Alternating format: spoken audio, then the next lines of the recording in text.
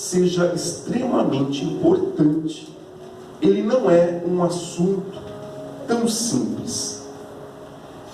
Embora a parábola tenha por finalidade simplificar verdades espirituais, parábola vem do grego parabolê, que significa colocar ao lado e comparar. As parábolas de Jesus eram formas de simplificarmos complexas verdades espirituais. Colocar ao lado, simplificar, mostrar como se faz. Hoje nós usamos, de uma certa forma irônica, mas algo que podemos utilizar como ilustração. Quando alguém tem dificuldade em entender algo, hoje as pessoas dizem: você quer que eu desenhe? Isso é uma espécie de parabolê. Você quer colocar ao lado algo, simplificando palavras que não estão sendo compreendidas. Jesus usava as parábolas para isso. Por isso, a verdade que Jesus quer expressar na simplicidade do pano novo, do pano velho, do remendo, do vinho novo, dos odres de couro velhos e a possibilidade de perder, era uma severa crítica ao sistema religioso da sua época. Eu sempre digo a vocês, quando lemos um texto na Bíblia, para compreendermos o texto, temos que responder duas perguntas. Primeiro, do que Jesus está falando? Segunda questão que temos que responder: com quem? Para quem Jesus está falando? Se tem uma coisa evidente, ele não está preocupado nem com vinho, nem com odre, nem com pano velho, nem com pano novo. Existe um porquê do que ele está falando. E este do que está falando, necessariamente não é o vinho e nem é pano. E existe um para quem. Quem é a pessoa ou as pessoas para as quais ele está destinando esta metáfora, esta figura de linguagem, este parabolê, esta parábola. Para que possamos começar a entender, precisamos analisar as razões que levaram Jesus a escrever, a dizer, a falar esta parábola. E foram duas razões. Primeiro, a crítica sofrida por fariseus e escribas.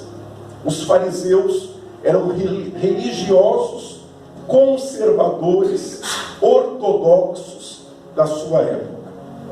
Os escribas eram os estudiosos da lei. Estes dois segmentos religiosos pressionavam constantemente Jesus, constantemente se confrontavam com os seus ensinamentos. E aqui é uma dessas situações. Eles, por duas vezes, tentam discordar e pressionar a Jesus. Primeiro, porque Jesus havia chamado Mateus da Bíblia. O Mateus que escreveu o Evangelho de Mateus, ele era um publicano, ele era um coletor de impostos. Os fariseus, os escribas, não gostavam dos publicanos, porque os publicanos trabalhavam por aqueles que, entre aspas, os oprimiam. Eram funcionários ao governo de Roma e muitas vezes, de maneira violenta e arbitrária, cobravam os impostos que deveriam ser pagos a César. Os publicanos enriqueceram por corrupção, por desvio de recursos recebidos, e eles eram, portanto, rejeitados pelas classes religiosas de Jerusalém durante a época de Jesus. E Mateus era um publicano, trabalhava num posto de coleta de impostos. E Jesus o encontrou, o chamou, fez dele um discípulo, e ele, imensamente grato por isso, fez uma festa na sua casa. E ele convidou Jesus para vir comer, os apóstolos, os discípulos para virem comer, e os fariseus observaram que Jesus estava lá, sentado na mesa, no que eles mesmos identificaram como publicanos e pecadores. E aí veio a primeira crítica. Eles chamaram os discípulos de Jesus e disseram: por que o vosso mestre come com publicanos e pecadores?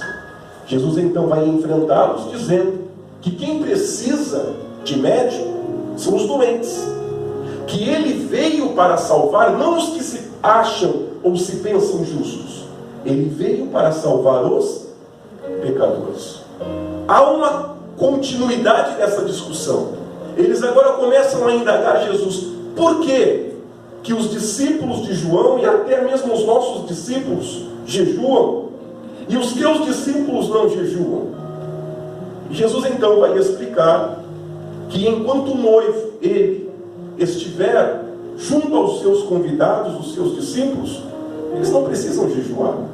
Mas quando o noivo for tirado, quando ele fosse retirado dentre os seus discípulos, aí então os seus discípulos jejuariam. Jesus já vai imprimindo uma forma cristã de jejum, que é o meio através do qual procuramos proximidade com Deus.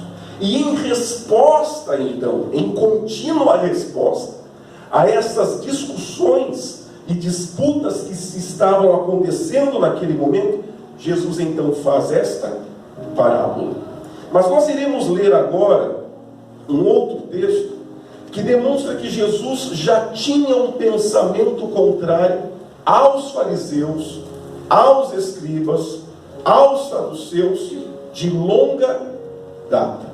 Nós vamos aqui utilizar o nome ao invés de escribas saduceu, mas havia escribas que eram fariseus e escribas que eram saduceus. Então, para simplificar, vamos ler tudo como se fosse fariseu e escriba, para não perdermos tempo nessas questões históricas que vão chegar exatamente no mesmo ponto. O texto que agora nós vamos ler é uma advertência que Jesus faz, em particular, para os seus discípulos, para tomarem cuidado com esses fariseus e cuidado com esses escribas. Veja o que ele fala em Mateus capítulo 16, versículo 5 até o versículo 12.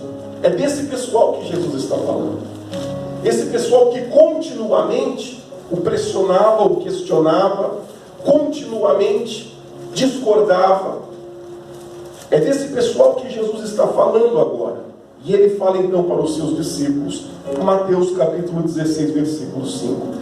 Indo os discípulos para o outro lado do mar, esqueceram de levar pão. Disse-lhes Jesus: estejam atentos e tenham cuidado com o fermento dos fariseus e dos saduceus.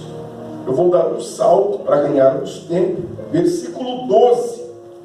Então entenderam que não lhes estava dizendo que tomassem cuidado com o fermento de pão, mas com o ensino dos fariseus e dos saduceus. Apenas por curiosidade, se os fariseus eram doutores da lei, religiosos, conservadores, os saduceus eram os aristocratas, os ricos religiosos, os sábios intelectuais de cultura grega, influenciada pela filosofia grega, e que representavam dois importantes segmentos religiosos. Jesus estava dizendo: tome cuidado com eles.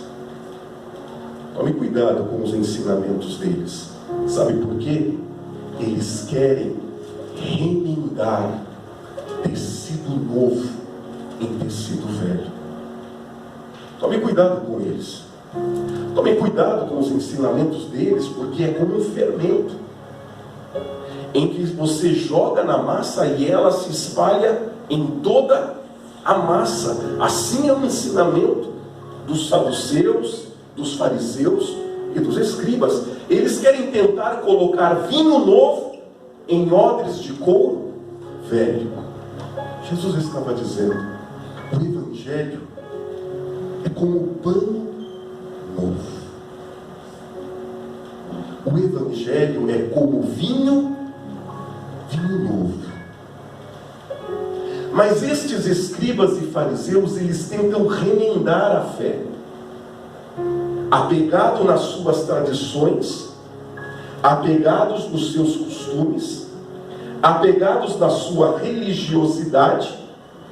Eles ficam tentando pegar o pano novo do Evangelho e remendar no tecido velho da vossa própria religiosidade. Eles ficam tentando pegar o vinho novo do Evangelho, só que guardar não num odre novo, de um novo nascimento, de um novo caminho. Eles querem continuar com o seu odre de couro velho, o seu jeito de ser, a sua maneira de ser. E os odres naquela época de couro eram feitos de couro de cabra, eram feitos de couro de animais. E aquele odre, que era uma espécie de bolsa, por ser feita de couro, com o passar do tempo, ela faz o que o couro? Ele resseca. O vinho, ele é uma bebida em constante fermentação. A fermentação do vinho é contínua. Os enólogos, dizem que o vinho é uma bebida viva por isso, porque o vinho constantemente está em processo de fermentação. A fermentação do vinho produz o quê? Gases. Quando este vinho novo, tenro, forte, em processo de fermentação, era colocado dentro de uma vasilha de couro ressecada e fechada, o que acontece?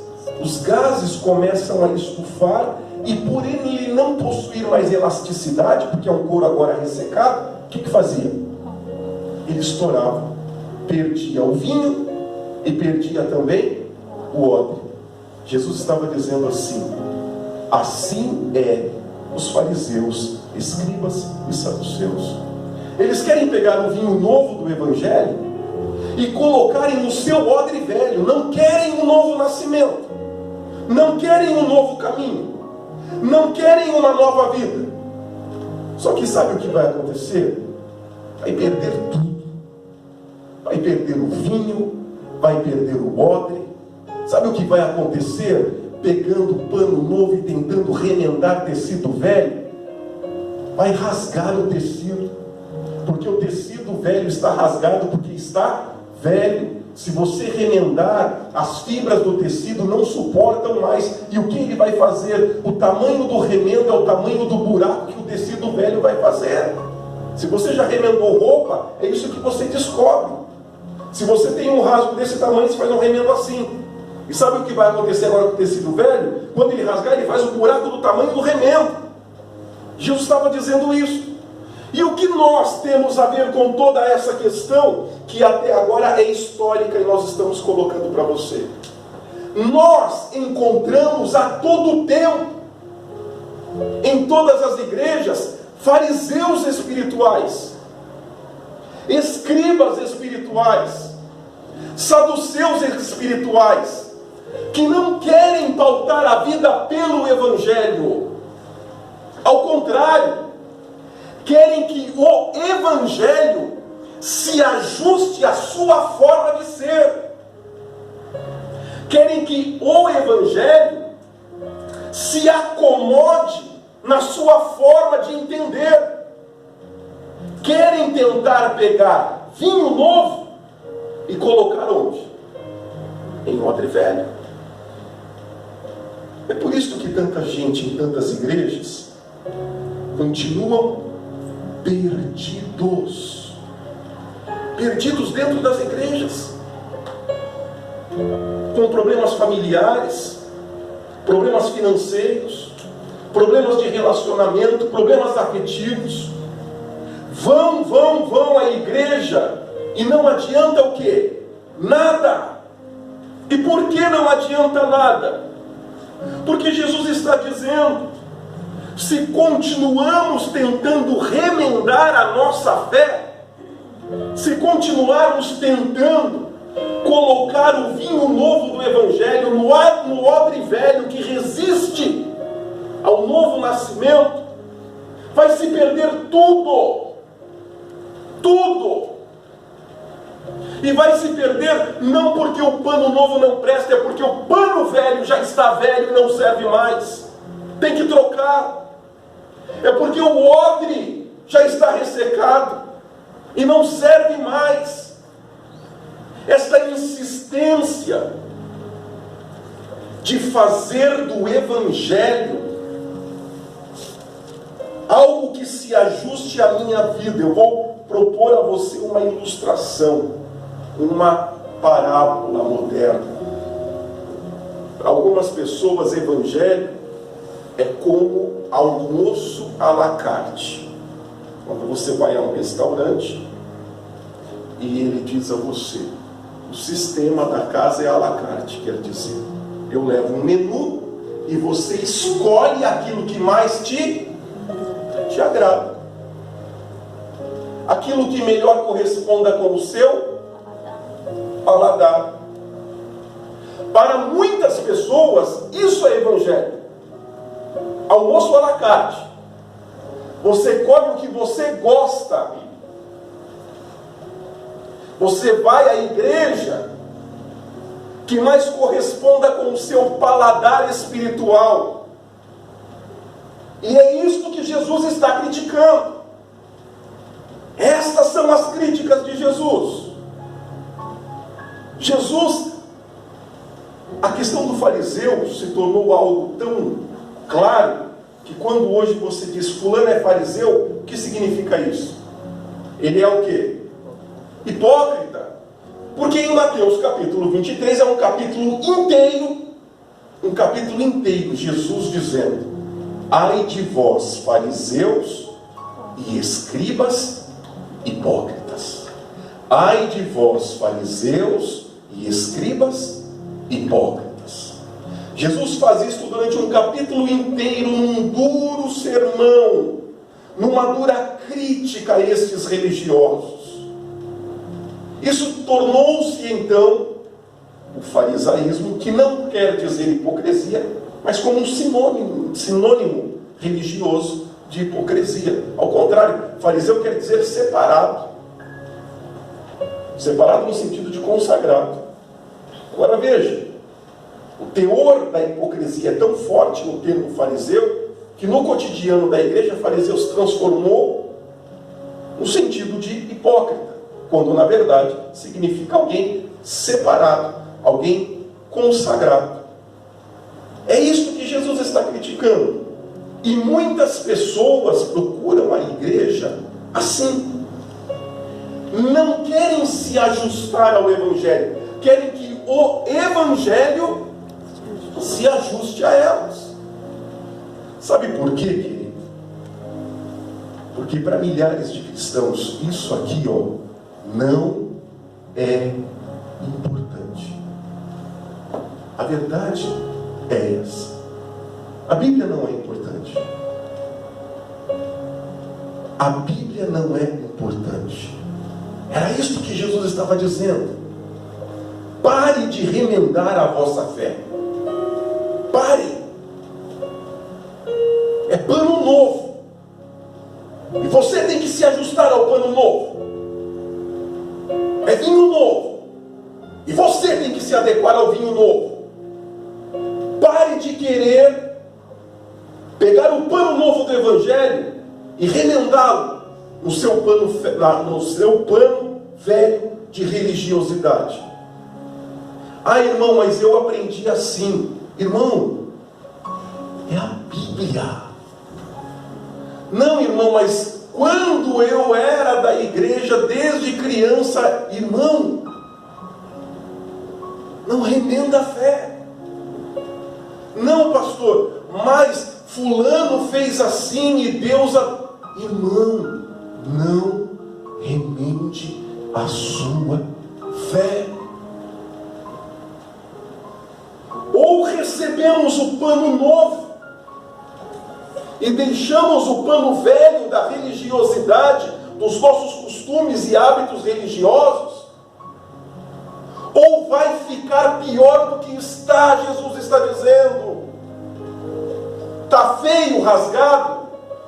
Se tentar remendar, vai ficar ainda pior. Pior do que já está. Se tentar colocar o vinho novo no odre velho, você vai perder os dois. Vai perder o vinho e o odre. É o pior caminho.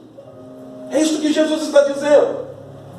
Todo aquele que tenta resistir o Evangelho, para desejar que o Evangelho se adeque à sua própria vida, está seguindo o pior caminho que ele poderia escolher. E a resistência é tão grande, que lá na nossa leitura inicial, agora a gente entende melhor o versículo 39 de Lucas capítulo 5, que nós lemos no início do sermão. Lucas capítulo 5, no versículo 39, ele diz assim: e ninguém, depois de beber o vinho velho, prefere o quê? Pois diz que o vinho velho é melhor. Entende? Não quer nem experimentar, porque pensa que o vinho velho que recebeu é o melhor vinho. Jesus faz isto numa clara analogia ao que ele fez em Caná da Galileia.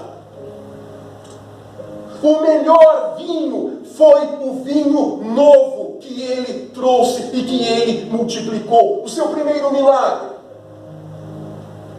Não era o vinho mais velho que estava sendo servido que era o melhor.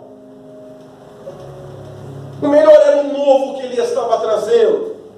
O melhor é o que ele estava transformando. E ele estava dizendo: estes fariseus, escribas e saduceus são assim. Eles pensam que por ter tomado o vinho velho é o melhor. Eles se negam a experimentar o vinho novo de Deus. E há pessoas assim na igreja há 5 anos, 10 anos, 15 anos, 20 anos, 30 anos, vivendo uma vida confusa, perdida, vivendo uma vida de desencontros, de desacertos. O problema não é o Evangelho. O problema é o pano novo que eu não quero, o pano velho que eu não quero largar. Eu não quero largar o pano velho. E eu fico a cada culto, a cada igreja que eu passo, a cada igreja que eu pulo, eu fico tentando remendar, e remendar, e remendar o pano velho. Um pano que não serve.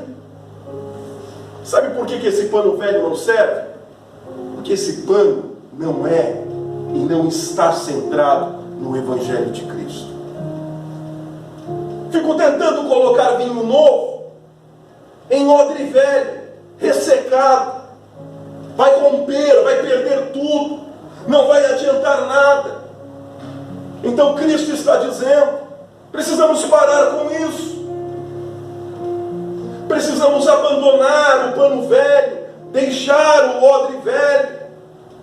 Todas essas críticas que Jesus faz não é quanto à lei, não é contra o Antigo Testamento, mas a forma que os fariseus pregavam e entendiam, a maneira. Lembre-se, tenha cuidado com o fermento dos fariseus, dos escribas, dos saduceus. Tenha cuidado com os seus ensinamentos. Porque todo o Antigo Testamento e toda a lei, ela aponta para Cristo. Ele é, nas palavras de João Batista, o Cordeiro de Deus que tira o pecado do mundo. O Cordeiro sacrificado por Caim, por Abel, por Noé, por Abraão, por Moisés, na noite do Êxodo, da Páscoa. Tudo apontava para Cristo, o Cordeiro de Deus que tira o pecado do mundo. Aleluia. Não há uma cisão, não há uma substituição, mas uma Bíblia que chamamos de cristocêntrica. Cristo como centro de toda a revelação. O problema era o ensinamento dos fariseus. Porque eram ensinamentos retirados das Escrituras, mas não verdadeiros, baseado em sua tradição.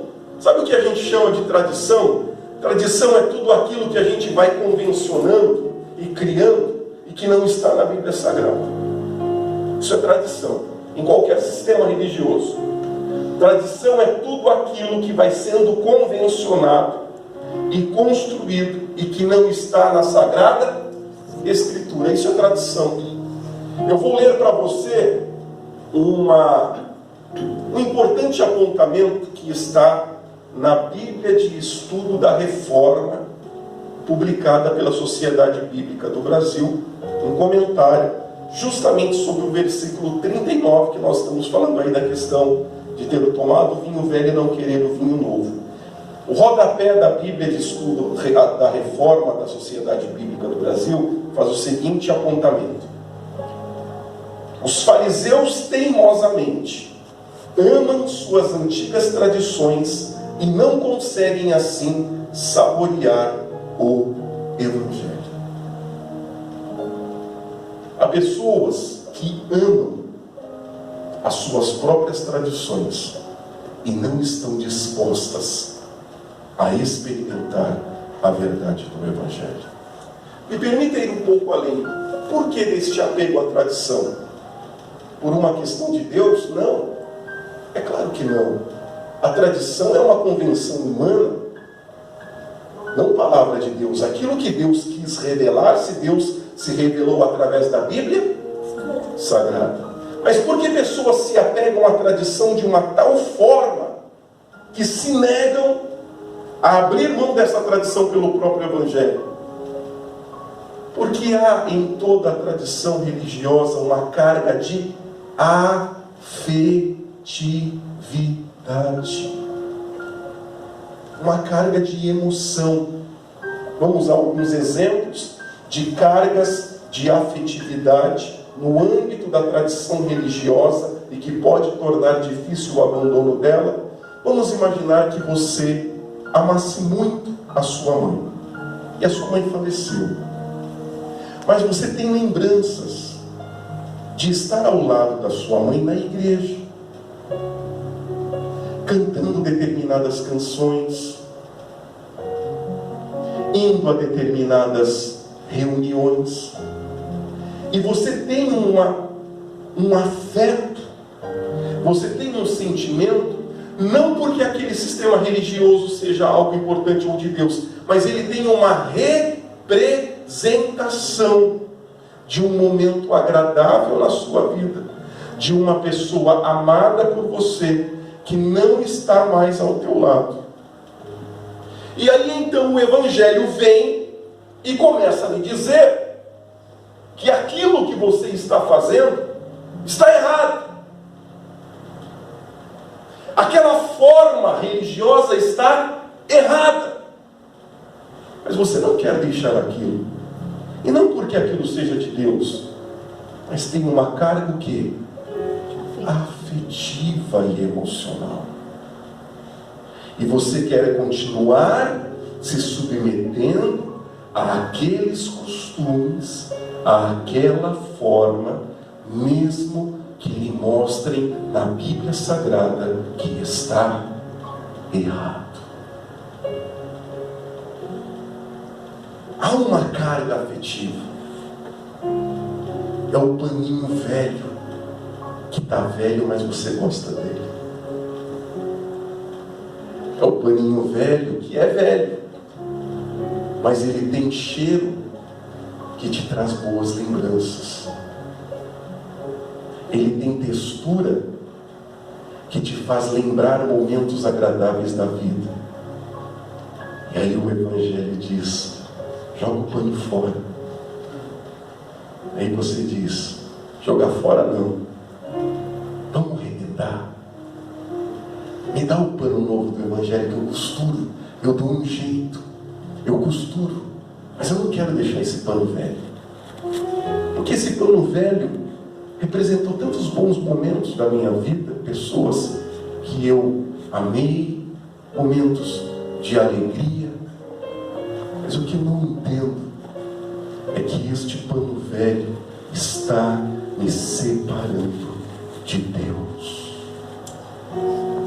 me separando do Evangelho de Cristo, me privando de experimentar o vinho novo que Deus tem para a minha vida. E aí eu vivo uma cilada emocional.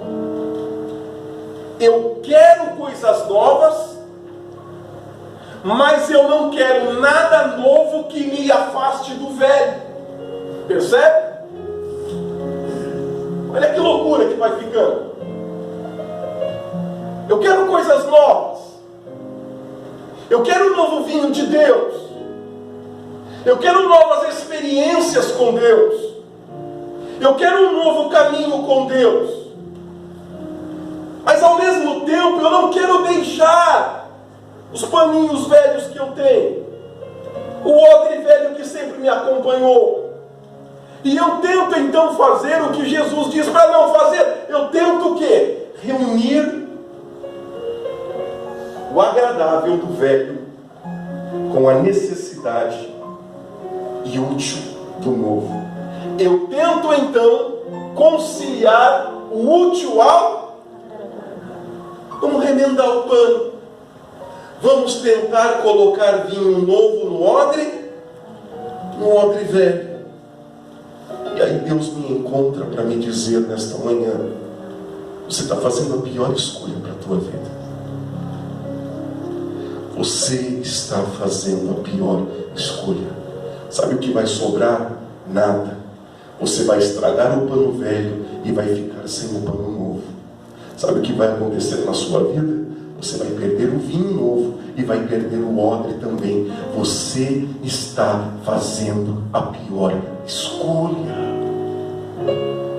E nesta manhã, nos encontramos em nossa vida em momentos em que a nossa fé precisa ser moldada pela Bíblia. Não é você escolher na Bíblia o que você acredita. Vamos entender um pouco isso. Romanos 10 e 17. Romanos 10 e 17 diz que a fé vem pelo... E ouvir o quê? A sua fé é o resultado da palavra. Deveria ser. A sua fé é o desdobramento da palavra. Deveria ser. Não é a palavra, não é a fé que vai escolher a palavra. Não, está invertendo a direção. Não é a tua fé que vai escolher as palavras. Não. É a palavra que vai determinar a tua fé. Como você crê? Segundo a Bíblia. A palavra que vai lhe dizer no que crer e no que não crer. É a palavra que vai me dizer o que fazer e o que não fazer. Eu abro e leio a Bíblia então, para que a Bíblia Sagrada forme em mim a minha fé. Eu não vou com a fé da religiosidade escolher aquilo que eu quero crer. Por isso a minha comparação ao almoço à la carte. Na relação com Deus, eu como o que Deus me dá. É Ele que decide. Não sou eu que escolho. Já viu pai e criança? O que a criança come? O que ele quer? O pai diz: é isso que você vai comer. É isso que Deus está me dizendo. É Deus que me diz o que eu como. É Deus que coloca na mesa da minha espiritualidade o que eu como. Não sou eu que escolho. Sabe por quê? Porque eu, como uma criança, não sei escolher. E Deus, como bom Pai, e tão Pai, tão Pai, tão Pai, que quando Jesus nos ensinou a orar, Ele nos ensinou a orar dizendo o quê? Pai Nosso. De tão Pai que Ele é. Ele, como bom Pai, é que determina e escolhe e sabe o que os seus filhos devem comer. E era disso que Jesus estava dizendo lá em Mateus 16. Tome cuidado com o fermento que os fariseus querem dar para você. Tome cuidado. Tome cuidado com o que eles ensinam. Tome cuidado com o que eles falam. Isso faz mal. É Deus que me diz o que eu devo comer. Porque a minha fé é o resultado da palavra de Deus. O que nós vemos é uma inversão religiosa. Eu já tenho o meu jeito de crer. Eu já tenho aquilo que eu entendo que é a minha vida com Deus. Eu já tenho aquilo que eu acho que Deus é. E eu vou agora na Bíblia escolhendo o que eu quero comer. Não, isso eu não quero. Não, isso aqui eu quero. Não, isso eu não acredito. Não, nisso eu acredito. Remendando a fé, querido. Tentando colocar vinho novo no odre velho. Jesus está dizendo: não faça isso. Você está fazendo a pior escolha. Isso vai dar errado. Você vai perder tudo. O que está ruim vai ficar pior. E é por isso que vamos tendo na igreja um contingente assim. Agora você entende, querido, se eu como pastor respeito você, é isso que eu tenho que falar para você. Eu não posso ver você remendando a sua fé e deixar você fazer isso, querido. É claro que a decisão final é sua. Mas o meu dever como pastor é dizer: vai ficar pior. O meu dever como pastor é dizer para você: você vai perder o vinho, você vai perder o óleo, você vai ficar sem nada. É isso que eu preciso dizer para você. Não posso pastorear uma igreja vendo gente tentar remendar a fé. Quem já assistiu aqui o filme do Frankenstein? Ou sabe o que é o Frankenstein? O que é o Frankenstein? É um ajuntamento de um corpo feito de um monte de corpos. Mão de um, pé de outro, braço de outro, né? O tórax de outro, e aí vai remendando. E aí lá o Frankenstein é isso. É um corpo, mas todo remendado, com um corpo de um monte. Não posso ver gente querendo ser um Frankenstein espiritual, né? Ele tem um pedaço da reforma que veio do Lutero, do Calvino. Aí ele tem outro pedaço que veio do pentecostalismo. Aí ele tem um outro pedaço que veio do neopentecostalismo. Aí ele tem um outro pedaço que ele trouxe faz tempo lá do catolicismo. E ele vai costurando a sua espiritualidade com um pedaço de cada. Vamos a exemplos concretos, e que não é difícil a gente encontrar. Lá do catolicismo apostólico romano, ele trouxe a transubstanciação. Ele acredita que depois da oração os elementos da ceia se transformam no corpo e no sangue. Aí você pergunta: e não é, pastor? Você lá do catolicismo isso. Aí então ele quer que enterre o pão que sobra da ceia. Ele quer que enterre o vinho que sobra da ceia. Ele quer que jogue em água corrente. Sabe por quê? Doutrina da transubstanciação, ensinado pelo catolicismo apostólico romano. Então ele tem lá a mão da transubstanciação. Aí ele tem o braço, o antebraço do neopentecostalismo. Ele acredita no dar para receber. Ele acredita que para que você seja próspero, você tem que doar. Ele aprendeu isso no neopentecostalismo, nas igrejas neopentecostais, e ele acredita em ter então a mão do catolicismo romano, o antebraço do neopentecostalismo. No dia de ceia, ele acredita igual católico. No dia a dia, nos negócios, na vida, ele é neopentecostal. Acredita na prosperidade, no dar para receber. Deus só vai me abençoar se eu abençoar. E se eu der, Deus vai me dar 100 vezes mais. E assim vai. O antebraço do neopentecostalismo. Aí ele tem o restante do braço da reforma protestante, da igreja reformada. É somente a Bíblia Sagrada, sola Escritura. Somente a Bíblia é a palavra de Deus. Somente a Bíblia é a verdade de Deus. Deus se revelou exclusivamente e unicamente através da Bíblia. Isso é um preceito da reforma protestante chamado sola Escritura. Então aqui, o braço é reformado. O antebraço, ou é o contrário, né? Braço e antebraço, é neopentecostal. A mão é católica. E assim você vai formando um cristão Frankenstein espiritual. Cada um ele foi cunhando na vida um pedaço e ele vai costurando. E ele vai costurando. E no final, querido, ele não sabe nada de absolutamente nada.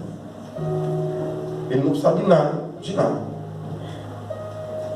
Os pensamentos são todos confusos, perdidos. Não tem nem vinho, não tem odre, não tem nada. Ele não sabe. Ele não sabe. Se ele fosse católico, um bom católico, e entendesse do catolicismo, ele sabe o que é ser católico. Mas esse não sabe o que é ser católico. Ele não sabe o que é ser reformado. Ele não sabe o que é ser neopentecostal. Não tem vinho, não tem odre, não tem nada. E quanta gente é assim, querido? Quanta gente é assim? É um pedacinho de cada. Para quem estuda mais Bíblia, vai entender melhor a piada.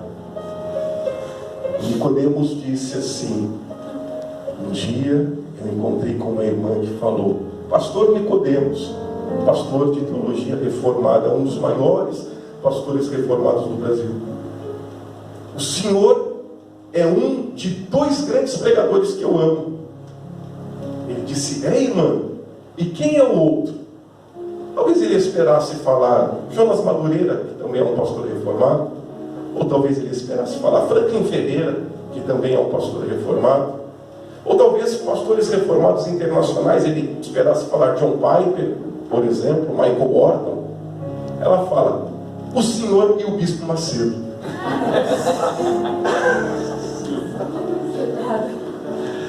Ele disse, a minha reação, fiquei mudo. Eu fiquei mudo. Eu não sei, como eu e o bispo Macedo? Irmãos, é assim, ó.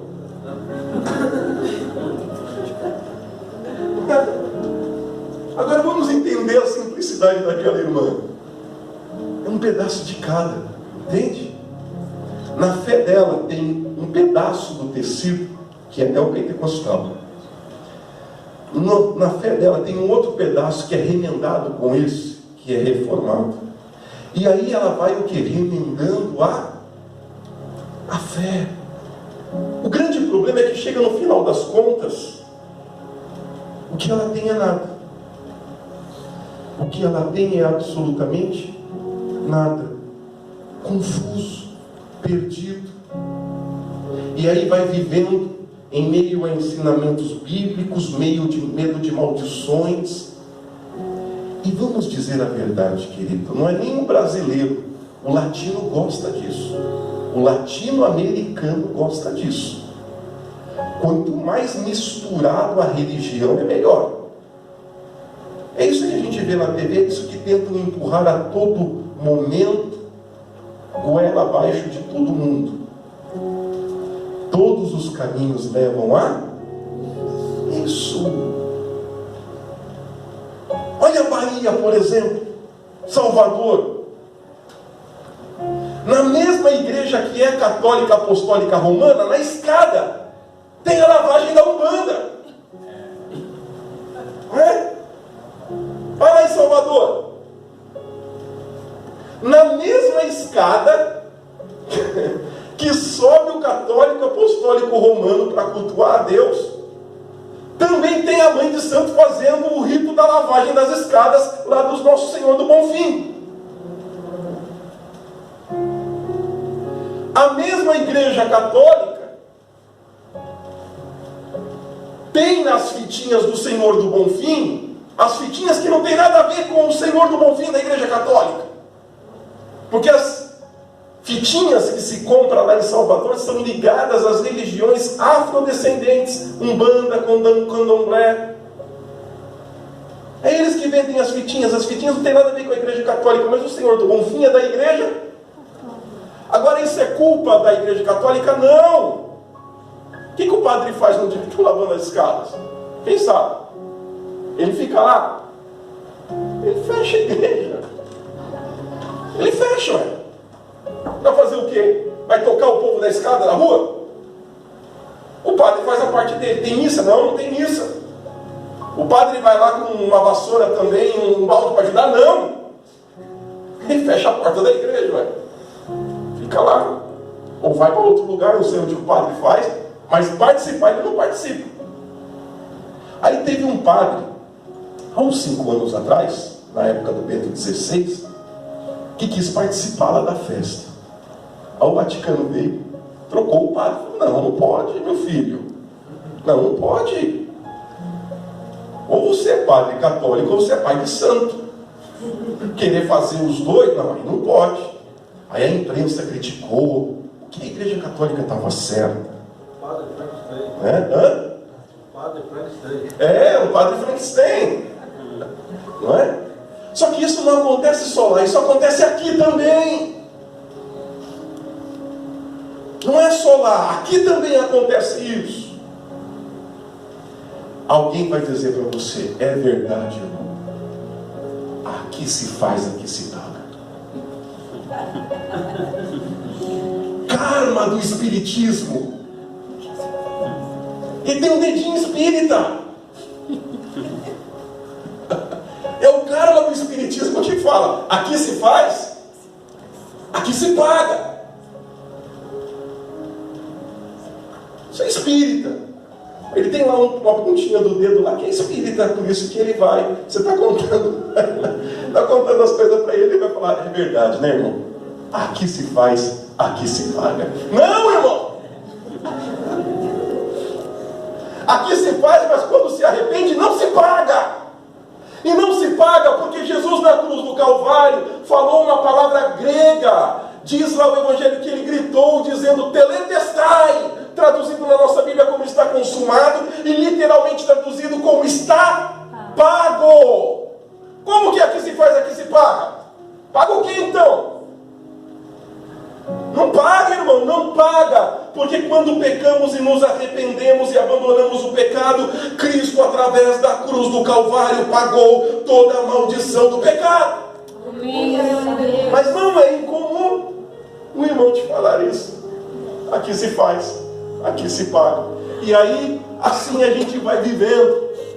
Vai vivendo meio espírita, meio católico, meio da Umbanda, meio do Candomblé, não é? Músicas, irmãos, meu Deus, música. Música que você não sabe se é um tabaco de Umbanda ou se é uma canção evangélica.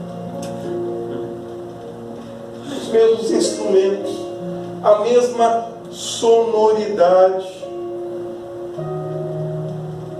E aí você não sabe. Lá no escuro, batendo, se aquilo é uma vigília ou aquilo é um terreiro. Toda essa proximidade, o brasileiro gosta disso, o latino-americano gosta disso. Gosta. Quem dos nossos avós não gostava de uma benzedeira? Digo como Jesus, atire a pedra aquele que não tiver pecado. Quem que não teve uma vovó que gostava de uma benzedeira, um vovô que gostava de uma benzedeira? Quem não teve isso na família? Não é? O que é o benzedeiro? O benzedeiro é o mais sincrético de todos, ele é tudo. Ele é católico, ele é da Umbanda, ele é do Candomblé, ele é de tudo. Ele faz a oração do Pai Nosso, mas mete coisas da Umbanda lá no meio que ele está benzendo. Já viu o benzedeiro? Como é que ele faz? Não é? Benzedeiro ora Pai Nosso. Pai Nosso que vem do cristianismo. Mas ele usa também substâncias lá que vieram da onde? Da Umbanda. Não é? Então vai lá a folhinha de arruda, vai lá, né? Outras coisinhas lá que ele passa para cá, passa para lá, joga a aguinha, bate a folha aqui, bate a folha lá, fala umas palavras lá do Pai Nosso, fala outras palavras em religião afro que ele aprendeu lá no centro. O benzedeiro, irmão, todo brasileiro sempre viu o benzedeiro como uma gente boa. Mas pode estar até errado. É gente boa, benzedeiro é gente boa. O brasileiro gosta disso, o latino-americano gosta disso. A gente não abandona isso e a gente vai vivendo isso e vai vivendo esse Frankenstein espiritual, cheio de coisas, cheio de religião, um pedaço de cada, amarra aqui, amarrado ali. E quando o pastor fala para você que está errado, aí fica bravo. Mas sabe por que fica bravo? Os fariseus também ficavam bravos. Você está tentando tirar o que é meu. Você está querendo mexer no que está guardadinho. O meu paninho velho. O meu odrezinho que eu gosto. Está ressecado, mas eu gosto dele. É velho, mas é meu. Mas entenda hoje o que Jesus está lhe dizendo. Joga fora. Senão você vai perder tudo. Amém? Joga fora, senão você vai perder tudo. Você vai perder o vinho, você vai perder o odre. Se o pano está rasgado, vai ficar pior ainda. Você está fazendo a pior escolha. Por isso Jesus diz: aquele que quiser me seguir, faça o quê? Renuncie a si. Quer me seguir? Joga o pano velho fora. Joga o odre ressecado fora. Renuncia a si mesmo. Faça agora o que? Tome sobre si a sua. Evangelho de Lucas. Evangelho de Lucas faz uma observação muito importante. Este versículo no Evangelho de Lucas está assim: tome diariamente sobre si a sua cruz. A sua cruz como a representação do e agora então me siga. Amém? Aí estamos aptos a viver o que Jesus prometeu em João 10. Eu vim para que tenham vida e tenham vida em abundância.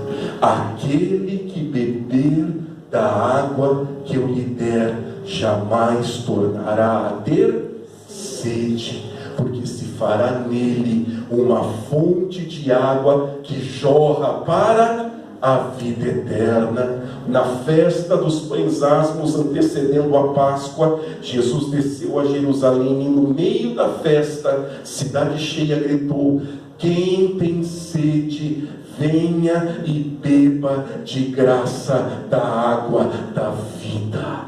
Deus tem vinho novo para você, querido. Deus tem uma vida nova. Deus tem planos novos. Deus tem um novo tempo do Espírito Santo. Deus tem promessas, verdades abundantes que abençoarão a sua vida. Mas para que possamos viver algo novo de Deus, precisamos hoje dar este passo de fé. Dizer: Deus, eu jogo este pano velho da crendice, da superstição, do eu creio assim, do eu penso assim, do eu acho assim, e eu troco todo esse eu assim por aquilo que a Bíblia Sagrada e a verdade do Evangelho traga para o meu coração. Eu me rendo aos pés da cruz. Eu me ajoelho diante do Evangelho de Cristo. Eu me dobro nas minhas convicções. nas minhas certezas, naquilo que eu aprendi, e eu entrego tudo aos pés da cruz, para que o Evangelho de Cristo me ensine, para que a palavra de Deus me ensine, e a minha fé será uma fé resultante da verdade do Evangelho. Odre novo para vinho novo, pano novo de Deus, novo tempo, vontade e desejo de experimentar o vinho novo de Deus. Amém? Pense nas pessoas que estavam lá em Caná da Galileia, no primeiro milagre de Jesus. Eles achavam que o vinho velho era melhor vinho. Mas quando veio o vinho novo, eles se surpreenderam, porque o vinho transformado da água por Jesus era um vinho ainda mais excelente. Amém. Deus hoje está dizendo a você, talvez a tua trajetória até aqui, para você possa até ter sido boa, mas eu tenho algo melhor para você. Amém. Eu tenho algo ainda melhor para a sua família. Eu tenho algo ainda melhor para o teu coração. O meu Evangelho é como um novo vinho, melhor de tudo do que tudo que você já experimentou. Mas não joga fora o que Deus quer te dar, querido. Não tenta colocar no odre velho. Não estraga o pano novo que Deus quer te dar, remendando no pano velho que você traz com você. Há um novo tempo de Deus, há um novo ano. A gente não orou muitas vezes isso para o ano novo. O que a gente deseja no ano novo? Novas coisas de Deus, e Deus nos encontra nesta manhã para nos dizer isto: não ponha tudo a perder. Não ponha tudo a perder, mas esteja com o teu coração aberto para receber a verdade do Evangelho. E tome cuidado, muito cuidado, com o fariseu, o saduceu e o escriba. Amém? Cuidado com o fermento, o ensinamento deles, porque sabe o que eles vão propor para você? Vamos remendar, vamos colocar o vinho no odre velho. Cuidado, você vai encontrar isso aqui na igreja, fora da igreja, em qualquer igreja que você for. Sempre vai ter um fariseu, um escriba e um saduceu, querendo remendar e propondo a você remendar. E dizia Jesus: se deixar, isso vira um fermento. Ele começa num pedaço da massa e ele faz o quê? Ele espalha para a massa toda. Não deixa, porque se você permitir, ele vai contaminar toda a massa. Por mais que não gostem, eu tenho uma responsabilidade diante de Deus. Eu não posso deixar o fermento dos fariseus contaminar a massa do Cristo e do corpo de Cristo. Amém? Por isso eu tenho que dizer a você: não remende, não coloque vinho novo em odre velho, não faça isso.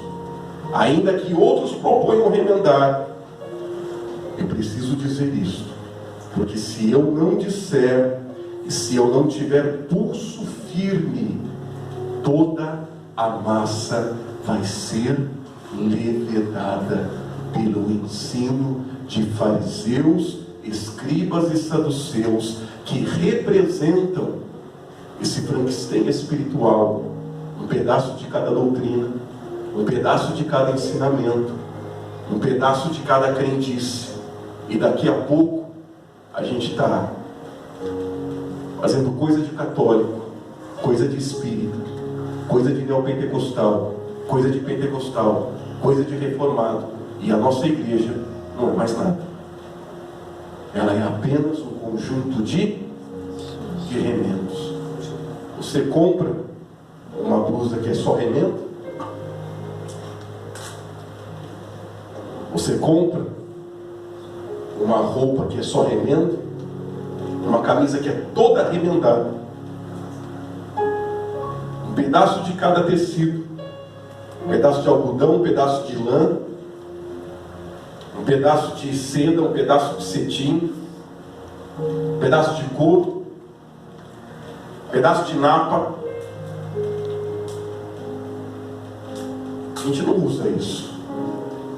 Que assim não seja a nossa fé, querido. Que assim não seja a nossa fé. Nós queremos vestir a camisa do Evangelho, e tão somente do Evangelho de Cristo, e um novo tempo de Deus vai se revelar sobre a tua vida nesta manhã. Você pode acreditar nisto? Que há um novo tempo de Deus, que há um tecido novo de Deus, há um vinho novo, e Jesus te convida a experimentar nesta manhã, a deixar o que é velho e receber aquilo que é novo e que Deus te dará por intermédio da Bíblia Sagrada e do Evangelho de Cristo. Vamos nos colocar em pé, queridos. Nós vamos orar neste momento e vamos orar para que Deus nos dê uma igreja de tecido novo. Nós vamos orar para que Deus nos dê uma igreja de vinho novo. Nós vamos orar para que Deus afaste de nós os odres velhos, ressecados pelas crendices e pelas superstições da vida. Nós vamos orar para que Deus afaste os remendos da nossa fé, para que estejamos aptos e inclinados nesta manhã a receber o Evangelho de Cristo. O Evangelho de Cristo. Eu te convido a fechar os teus olhos neste momento. Nós vamos orar agora. E nós vamos orar para que haja um novo tempo de Deus. Um novo tempo sobre a minha casa, sobre a minha família, sobre a minha fé. Se eu estou ao término deste sermão me sentindo confuso, esta é a maior declaração da colcha de retalhos, que é a minha fé. Eu vou repetir. Se o meu sentimento ao término deste sermão é de confusão, é porque a minha fé é essa colcha de retalhos. A minha vida é este odre de vinho novo com um odre velho. Porque se não fosse, eu estaria vendo tudo com clareza. Porque o meu tecido é só o novo. A minha sensação seria de liberdade, de alegria, porque eu só tenho vinho novo, odre novo. É tudo novo na minha vida. É tudo com cheiro de novo. Mas quando eu fico perdido, e eu fico pensando, meu Deus, será que tem algo espírita em mim? Será que tem algo do candomblé? Sim, se você anda dando nome para demônio, querido. Irmão, onde na Bíblia Sagrada você já viu escrito Exu? Exu Caveira, Zé Pilintra. Você viu isso na Bíblia, irmão? Onde você viu na Bíblia escrito o tal do tranca-rua, da pombagira? Irmão, onde você viu isso na Bíblia? Quando que Jesus expulsou o espírito da pombagira? Quando Jesus expulsou o espírito do tranca-rua, do Exu Caveira? Ou pesquisa na internet, pesquisa no Google. Sabe de onde vem isso daí? Vem do candomblé. É o candomblé que tem o nome de todos os espíritos de acordo com as suas atuações. Quer saber o que Exu Caveira faz? Vai lá no livro do candomblé, ele vai te ensinar. Quer saber o que o Zé Pilintra faz? Vai lá no livro do candomblé, seu irmão. Pastor pregando que está expulsando o Exu Caveira. Pastor pregando que está expulsando o espírito da pombagira, revelando o espírito do Zé Pilintra, irmão. Pastor, tu é pastor, é pai de santo. O teu livro de fé é a Bíblia ou é o livro do candomblé? Hoje precisa mudar em nome de Jesus. Hoje precisa mudar em nome de Jesus. Hoje nós vamos orar para Deus nos dar o tecido novo. Nós vamos orar para Deus nos dar o vinho novo. Irmão, se você me mostrar na Bíblia, eu acredito. Mas não espere que eu pregue e eu acredite naquilo que não está na Bíblia. Porque eu sei de onde eles estão tirando isso. Eu sei de onde eles estão tirando esses nomes. Eu não vou concordar. Eu não vou concordar, eu não vou aceitar. Porque eu sei que está errado. Eu não quero odre velho na minha vida. Eu não quero o tecido remendado na minha vida. Por isso que eu oro e digo: Deus, dá-me o Evangelho. Dá-me o Evangelho. É por isso que a gente lê a Bíblia 1, 2, 3, 4, 5, 6. E vou ler a Bíblia a vida toda, até morrer, todo dia. E quando termina, começa de novo. E quando acaba, começa outra vez. E quando termina, vai de novo. Quero tecido novo, Deus. Tecido novo, vinho novo, odre novo, novo tempo de Deus sobre a vida. Feche comigo os teus olhos, você vai orar por isso agora. Você vai dizer: dá-me, Senhor, um novo tempo. Dá-me, Senhor, um vinho novo. Dá-me, Senhor, tecido novo de Deus para a minha vida. Senhor, nós te adoramos nesta manhã. Nós te agradecemos pela vida de cada irmão, de cada irmã, cada visitante que tem ouvido a tua voz através desta pregação, através do Evangelho. Senhor, livra-nos dos remendos da vida, Senhor. Livra-nos desta fé mutilada, desta fé, Senhor, sem forma, desta fé vazia. Liberta-nos nesta noite, nesta manhã. Dá-nos o vinho novo de Deus. Dá-nos o tecido novo do Evangelho. Faça nova todas as coisas, Senhor. Como nos diz a tua palavra: aquele que está em Cristo, nova criatura é. As coisas velhas se passaram. Eis que tudo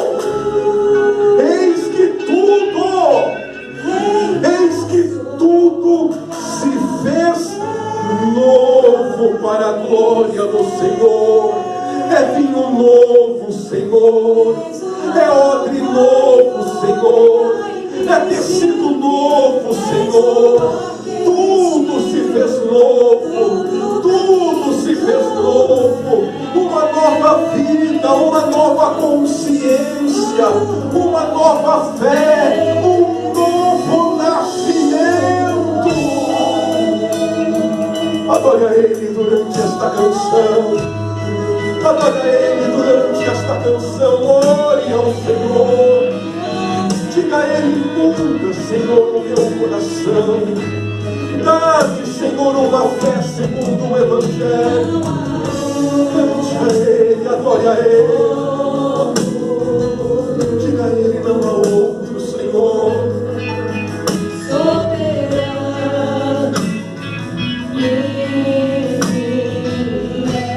Tu és fiel, Senhor. Tu és fiel, adore a Ele. Não há outro, Senhor, não há outro, Senhor.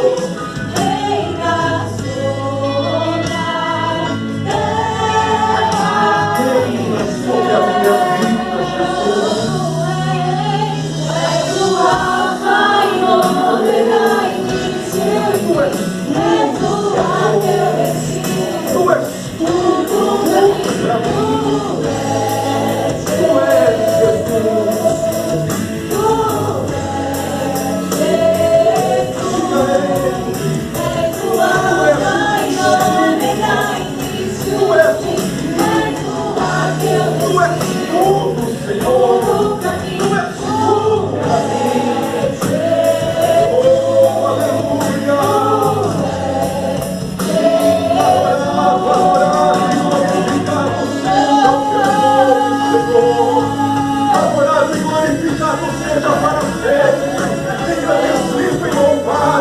Glorificado é o nome do Senhor, é o teu sorriso novo, do vestido novo, de tudo novo para a glória de Deus. Há um novo tempo de Deus na tua vida, há um novo poder do Espírito para a tua família, a promessa de Deus, a promessa de Deus, a glória a Ele.